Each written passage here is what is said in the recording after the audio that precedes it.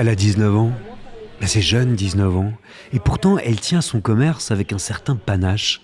Visage poupon, cheveux longs, blonds, t-shirt noir, jean délavé. Dans ses bras, son petit garçon de 6 mois qui fait des sourires à tout va. Elle salue les clients, elle leur demande si ça va. Elle nous prépare un café, tout ça en même temps. Ce bar, elle le tient avec Sophie, sa maman, et elle a la ferme intention de le mettre en avant. Mais vous savez, ce qui frappe chez elle, c'est d'abord sa douceur, son sourire, sa bonhomie, la façon dont tout le monde lui parle avec bienveillance. Il y a quelque chose de familial, d'ailleurs, dans cette institution face à l'église. C'est peut-être ce qu'on vient y chercher.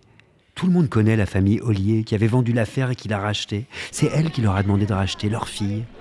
Une fois les clients servis, elle fait le tour du café en promenant son bébé. Elle contourne le bar, passe entre le baby-foot et le conteneur à glace, slalom entre les tables et les clients qui s'appliquent à faire leur grille de tiercé entre deux cafés. Elle jette un œil à l'extérieur. Il fait beau. Il y a du monde sur la grande terrasse de l'autre côté de la rue. C'est un mardi comme les autres, au mois de juillet, à Clermont-Lérault, pas loin de Montpellier, dans ce petit bar qui s'appelle le Clermontais. Elle s'appelle Théa Ollier. Suivez-moi, je vais vous la présenter.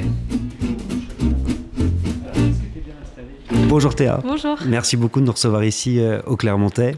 Et je suis là depuis ce matin et ce que j'observe, c'est vraiment que c'est une affaire de famille. Est-ce que je me trompe ? Non, c'est exactement ça. On est tout le temps tous en famille, on s'entraide tous ensemble, même si c'est pas mes horaires de travail le matin, je vais aider mon beau-frère si je vois qu'il a besoin.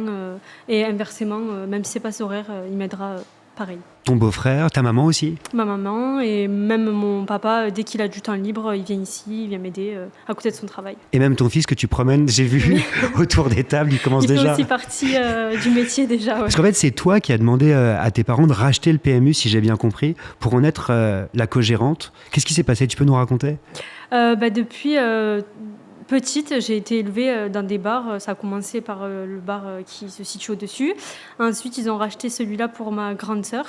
Et du moment où ils l'ont acheté pour ma grande sœur, j'ai souvent aidé le mercredi quand j'avais pas école. Je les aidais à servir. Et directement, en fait, ça m'a plu et je savais que je voulais faire ça. En fait. Qu'est-ce qui te plaisait dans ce métier ? De servir, de porter les plateaux. J'adorais ça, en fait. Les gens, la vie, tu leur parlais aussi ? Oui, je leur parlais. Ils trouvaient ça impressionnant. Et moi, évidemment, j'aimais bien... j'aimais bien travailler. Donc c'est dans le coin, ça veut dire que tout le monde te connaît en fait ici ? Oui. Depuis petite, la plupart des gens qui viennent, j'ai grandi avec eux, ils me connaissent depuis que je suis bébé en fait. Le fait de passer justement de la petite fille que tout le monde connaît à la patronne, qu'est-ce que ça change ? Ça doit leur impressionner, ils doivent être fiers de moi je pense. Et moi, ça me fait bizarre parce que je me dis que petite, je les voyais au bar et maintenant c'est moi qui les sers et je suis fière.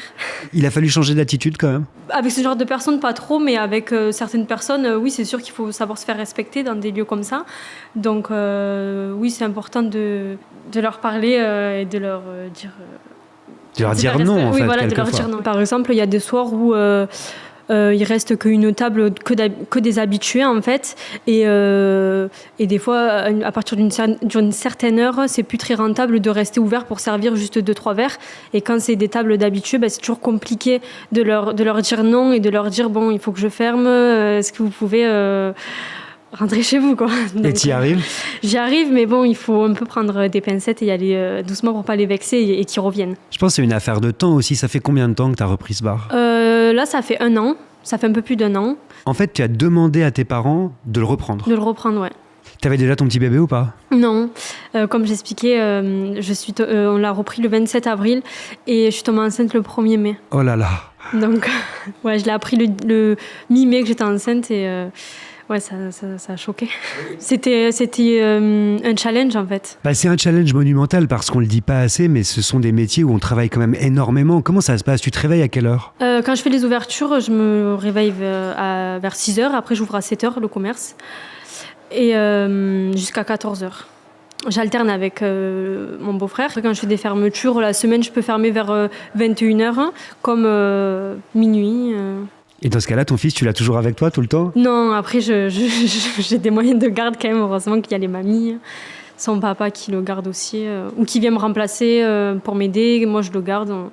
Il faut être bien entouré, en fait. En même temps, tu fais perdurer la tradition, parce que toi aussi, tu as été petite fille dans un bar. Qu'est-ce qu'on apprend quand on est petite fille comme ça, dans un bar, dans un café comme celui-ci ? C'est sûr qu'on apprend à avoir du répondant, à communiquer, on parle avec les gens. T'as quel souvenir de toi traînant comme ça, petite fille, dans les cafés avec tes parents? C'était des bons moments? Oui, c'était des bons moments. Même quand j'allais à l'école, le midi, je rentrais manger au bar. C'est différent de rentrer manger au bar que de rentrer manger à la maison ou d'aller manger à la cantine. Donc, tu faisais tes devoirs ici aussi? Oui, ça m'arrivait de faire mes devoirs. Je sais que j'avais fait ma première fois du vélo sans les roulettes dans le bar. Aussi, il y a des bons souvenirs et des mauvais. Il faut du caractère, il faut de l'autorité pour être un bon patron de bar? Oui, beaucoup. Et ça t'est déjà arrivé de mettre quelqu'un dehors quand même? Oui. Tu fais comment? Au début, on essaye toujours quand même de tourner le problème sous l'humour, sur la rigolade. Après, si on voit que ça persiste, je les fais partir d'une manière un peu plus forte, quoi. Parce que t'as l'air si douce comme ça, si souriante. Non, j'ai quand même un caractère pas toujours super. Je suis chiante, je suis une grande gueule. Ah, c'est vrai? Ouais. Je sais qu'il y a un tiers des PMU en France qui sont tenus par des femmes. Est-ce que c'est plus difficile quand on est une femme, à ton avis? Non, je pense pas. En fait, sur les PMU, je pense que il y a beaucoup de préjugés, en fait. C'est pas du tout des endroits où il y a beaucoup d'embrouilles, où il y a que des mauvaises personnes, que des alcooliques. Alors qu'au contraire, là, je pense que je prouve le contraire. C'est quand même très familial. Il y a des enfants. Tout le contraire, je pense, des préjugés. Qu'est-ce que ça apporte un PMU dans un bar comme celui-ci, justement? C'est une clientèle conviviale, tout le monde se connaît, les vrais turfistes qui viennent jouer tous les jours, ils adorent par exemple aider les gens qui savent moins jouer quand c'est à la borne ou quoi que ce soit. Je m'intéresse parce que je dois faire des formations, j'aime bien aussi apprendre aux gens qui ne savent pas jouer. Des fois on me demande comment on fait, quel type de pari et tout, donc automatiquement je suis obligée de m'intéresser pour savoir les guider en fait. Là, j'ai regardé un petit peu toute la journée les gens venir. J'ai l'impression qu'il y avait des vrais habitués, des vrais clients qui viennent tous les jours. Ah oui, moi, la plupart de mes clients, j'ai même pas besoin de leur demander ce qu'ils veulent boire. Je sais déjà. Ils ont juste à s'asseoir et je leur amène. Pépé, il venait jusqu'à maintenant tous les jours. Dès l'ouverture, en fait, il était là. Déjà, avant que j'ouvre même. Marcou, qui vient aussi tous les jours. Même le matin, des fois, il m'aide aussi à ouvrir. Angèle, il vient aussi tous les jours. Et c'est des gens qui t'ont vu grandir, eux précisément, qui te connaissent? Marcou, oui. Ouais. Depuis bébé. Comment il l'a pris justement quand t'as repris le bar? Très fier. Ah oui, il est très fier de moi, je pense. Il me considère comme quelqu'un de sa famille, en fait. J'ai Teuteux. Je ne sais pas si vous l'avez interviewé. Non. Il vient en fait tous les matins et il m'aide à sortir les petites tables qu'il y a devant. Et après, je lui offre le café. Donc ça, c'est un peu le rituel. Tu sais, moi, c'est ce que j'adore avec ces cafés et ces PMU, c'est le fait que toi, tu peux voir aussi des gens se rencontrer, des couples se créer, des amitiés se faire et se défaire. Oui. Exactement. Ça t'est déjà arrivé, toi, justement, d'assister justement à des histoires d'amour, par exemple, qui se créent? Oui, ça m'arrive, qui se créent, puis qui se finissent pas bien, ou qui se finissent bien, qui durent. Et on te prend à témoin? Des fois, oui. Le moment le plus dur de ta journée, pour le coup, celui qui est vraiment difficile, un moment où tu te dis, oh là là. Ça peut soit être à l'ouverture, quand un samedi matin tu ouvres et qu'il y a des gens qui arrivent de boîte par exemple, déjà alcoolisés, là tu te dis que ça va pas être une bonne matinée. Ou inversement le soir, même si c'est pas tard des fois, que les gens ils arrivent pas à comprendre que tu as aussi une vie extérieure et que quand il y a plus personne en fait tu as juste envie de fermer.